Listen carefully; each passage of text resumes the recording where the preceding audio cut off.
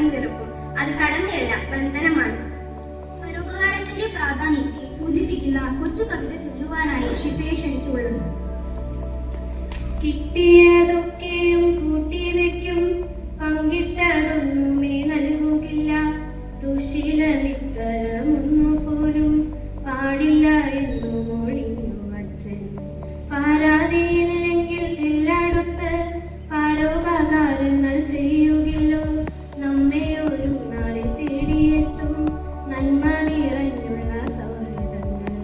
വകയില്ല ഒരു നേരം മന്നത്തിനായി, കുടിലില്ല ഉറങ്ങിടാനായി.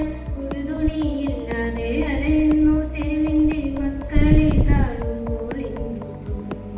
അലിയണം മനസ്സൊന്നു രൂപീടണം, കഴിയണം കൈതാണ്ടു വേണ്ടിയവർ.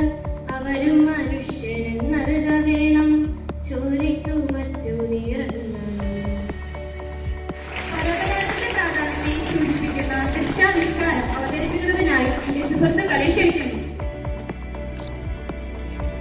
ഒരു വൃദ്ധൻ റോഡ് മുറിച്ചു കിടക്കാൻ പാടുപെടുന്നത് വിദ്യാർത്ഥിനി ശ്രദ്ധിക്കൂ.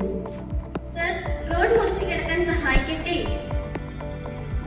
എന്നെയാണെങ്കിലും സഹായിക്കണമെന്ന് ഞാൻ ആഗ്രഹിച്ചിരിക്കുകയായിരുന്നു.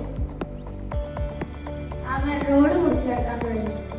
വൃദ്ധൻ ആ പെൺകുട്ടിയുടെ മാതാപിതാക്കളെ കുറിച്ച് അന്വേഷിച്ചു.